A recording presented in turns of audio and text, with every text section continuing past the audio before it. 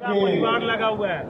तमाम साथियों का अभिनंदन और स्वागत करते हुए आप तमाम लोगों को जोहार। आज इस ऐतिहासिक सभा में मेन वही है तीनों, आज जिस उत्तर पूरब पश्चिम देश की नेत्री का इंतजार हो रहा है, इस देश की नेत्री महिलाओं की आवाज, किसानों की आवाज, मजदूरों की आवाज, इस देश की आवाज आदरणीय श्रीमती प्रियंका गांधी जी का आगमन बस चंद मिनटों में यहाँ पे होने जा रहा है। इस अवसर पर हमारे बीच में पूरा पॉकेट मारी आ जाओ। लोहरदगा से प्रत्याशी रहे कांग्रेस पार्टी के आदरणीय सुखदेव भगत जी, खूंटी से प्रत्याशी रहे जैसे पॉकेट मारे कांग्रेस पार्टी और इंडिया गठबंधन के आदरणीय कालीचरण मुंडा जी, हमारे बीच में यहाँ पे कोडरमा से प्रत्याशी रहे माले के विधायक और इंडिया गठबंधन के कोडरमा के प्रत्याशी विनोद सिंह जी, इस मंच पर मंचासीन गीता श्री उराव जी और भी जितने भी हमारे और हम सबों के अभिभावक आदरणीय सुबोध कांत सहाय जी, महानगर के अध्यक्ष कुमार राजा जी और हमारे ग्रामीण जिला के अध्यक्ष राकेश किरण महतो जी, मंच पर मंचासीन सभी सम्मानित नेताओं का मैं पुनः अभिनंदन करता हूं। आज हम यहाँ पे जमा हुए हैं एक संकल्प लेने के लिए। आज हम यहाँ पे जमा हुए हैं एक दृढ़ निश्चय करने के लिए। संकल्प यह है हमारा कि आने वाला झारखंड में जो रांची का जो लोकसभा का चुनाव है, इस चुनाव में इंडिया गठबंधन की जो हमारी प्रत्याशी है यशस्वी सहाय जी को भारी से भारी मतों से जिताने के लिए हम यहाँ पे संकल्पित होने के लिए आए हैं। हम यह दृढ़ निश्चय करने के लिए आए हैं कि आगामी झारखंड के जितने भी लोकसभा के चुनाव हैं, उन चुनावों में हम इंडिया गठबंधन के प्रत्याशियों को बहुमत के साथ जिताने के लिए हम यहाँ पे आए हुए हैं। आज जिस हालात से देश गुजर रहा है हम सभी जानते हैं और सब कह रहे हैं, ये बड़ा कॉमन बात हो गया है कि संविधान खतरे में है, संविधान बदला जाएगा। ये कोई हम नहीं कह रहे हैं, ये करवाते हैं कौन दिशा में लेके ये भारतीय जनता पार्टी के लोग, भारतीय जनता पार्टी के जो सांसद हैं, चाहे वो राजस्थान के सांसद हो, मध्य प्रदेश के सांसद हो या अयोध्या का सांसद हो, उन्होंने कहा है कि हमको 400 पार इसीलिए दीजिए ताकि हम संविधान को बदल सके। ये हम नहीं कह रहे हैं, ये भाजपा के सांसदों ने कहा है। आदरणीय प्रधानमंत्री जी संसद में कहते हैं कि हम इस देश से आरक्षण को मिटाना चाहते हैं। ये हम नहीं कह रहे हैं, ये आदरणीय प्रधानमंत्री जी संसद भवन में कहते हैं। अब हमको यह संकल्प लेना है कि हमारी जो स्वतंत्रता है, हमारी जो समानता है, हमारी जो धर्मनिरपेक्षता है, वो बाबा साहब का दिया हुआ वो संविधान है जिसके प्रस्तावना को 52 जिसपे पूरा हिंदुस्तान एक मुट्ठी पे है, पूरा हिंदुस्तान एक साथ चल रहा है। चाहे वो राष्ट्रपति हो, राज्यपाल हो, प्रधानमंत्री हो, मुख्यमंत्री हो, मजदूर हो या बड़े व्यवसायी हो, चाहे कोई भी हो, उसी संविधान के अंदर में चल रहा है। और अगर आज उस संविधान को भारतीय जनता पार्टी अगर बदलना चाहती है तो हम यह आशंका और यह जान सकते हैं कि आने वाले दिनों में इस देश का क्या होने वाला है। इस देश का क्या होने वाला है एक एक जन जान रहा है। इस 10 साल में जो उन्होंने किया है 10 साल में हमने देखा है। आज मैं यहाँ के जितने भी लोग हैं मैं आपसे पूछना चाहता हूँ कि कभी भी हमने करीब 8 साल से हमने अपने बाल बच्चों को, अपने नाता रिश्ता को या फिर अपने जो गांव घर के आस पड़ोस के लोगों को, पंचायत के लोगों को, प्रखंड के लोगों को कभी हमने ये बात सुना क्या कि किसी का रेलवे में नौकरी हो गया है, किसी का बैंक में नौकरी हो गया है? हम लोगों ने सुना क्या कभी? अब हाथ उठा करके बताइए क्या सुना क्या? नहीं सुना।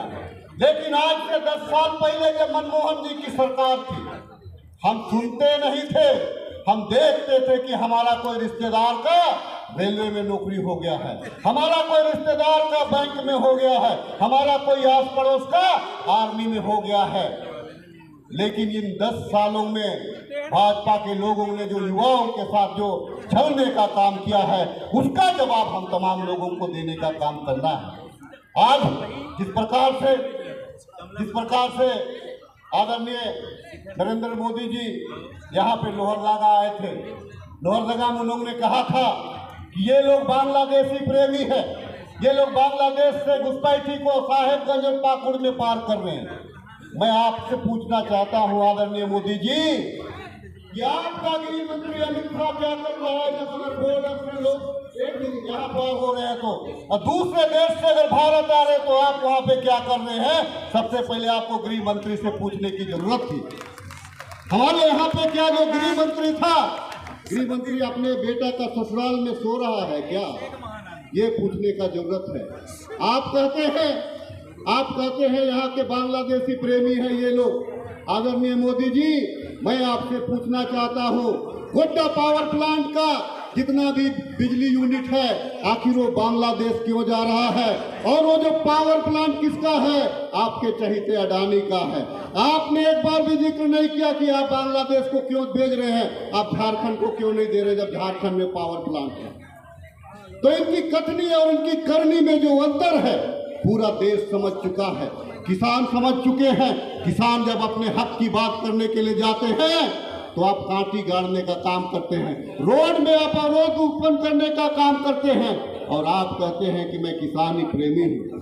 आपका जो यह ड्रामा जो है, आपका जो यह जुमला जो है पूरा देश देख चुका है और इंडिया का जनता, भारत का जनता तय कर चुका है कि इस बार जुमलेबाजी की सरकार को उखाड़ के फेंकना है और राहुल गांधी के नेतृत्व में इंडिया गठबंधन की सरकार को लाना है, ये तय कर चुका है। आज अब जिन किसानों को आप रोक के रखे हुए हैं, एक एक किसान प्रतीक्षा कर रहे हैं मोदी जी आपका। आप जिन बेरोजगारों को आपने पूरे 10 वर्षों तक आपने रोजगार नहीं दिया, इवन कि आपने देश के साथ भी खिलवाड़ करने का काम किया।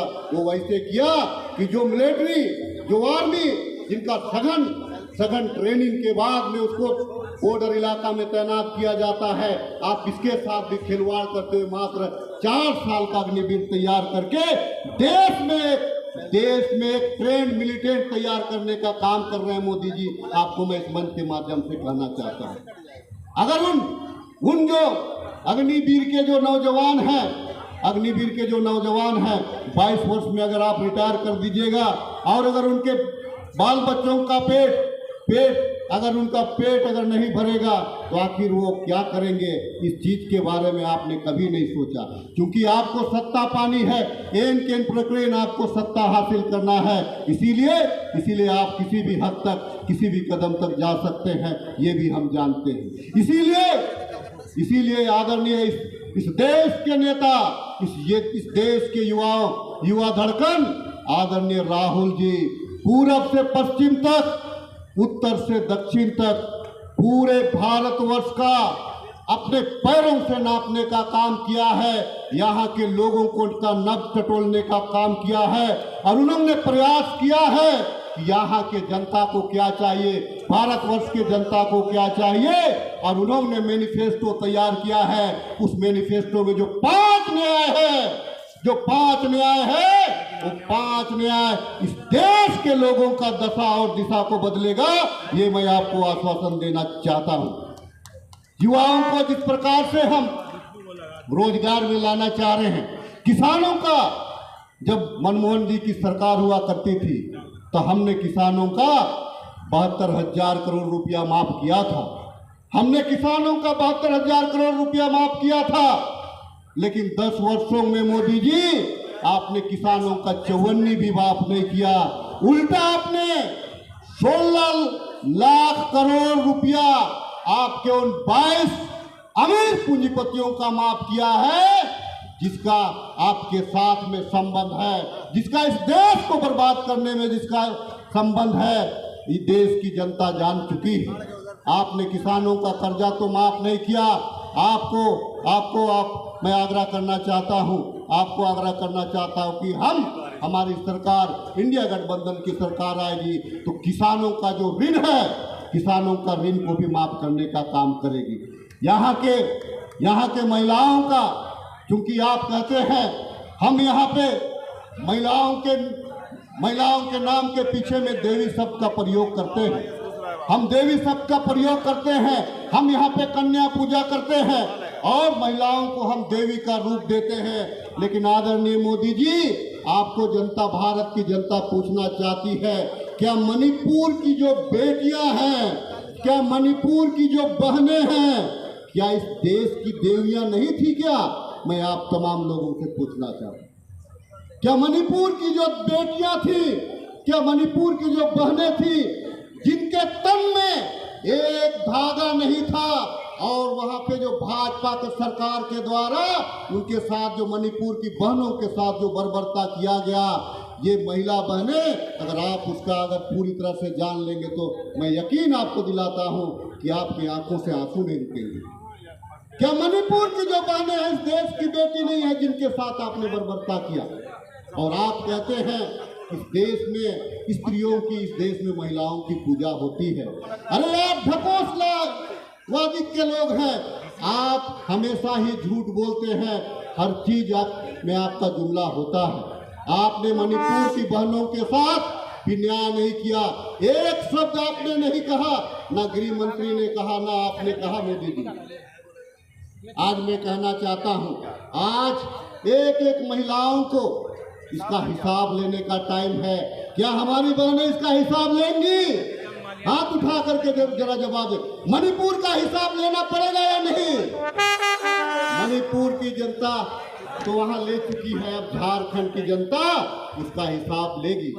और महिला सशक्तिकरण के नाम से जो 5 न्याय हैं, जो महिला सशक्तिकरण के नाम से जो 5 न्याय हैं, वास्तव में जो एक गरीब महिला को सशक्त करने के लिए काफी है। जब आपके खाते में हर साल, जब महिलाओं के खाते में हर साल जब 1 लाख रुपया जाएंगे, अर्थात कि महीना का 8,500 रुपया आपके खाता में जाएगा, तो निश्चित तौर से आप अपने बाल बच्चों का कपड़ा लता ले सकते हैं, उनको बढ़िया खिला सकते हैं, उनका बढ़िया परवरिश कर सकते हैं। तो ये ज्यादा दिन नहीं है, ये महज 4 जून तक का समय है। लेकिन उससे पहले हमको यह प्रण लेना है, अपना एक वोट, अपना नाता रिश्ता का वोट और अपना गांव घर का वोट, हमको इंडिया गठबंधन के पक्ष में करना है। एक बार मैं कहना चाहता हूं आपसे, एक साथ आवाज लगाएंगे, प्रियंका गांधी, प्रियंका गांधी।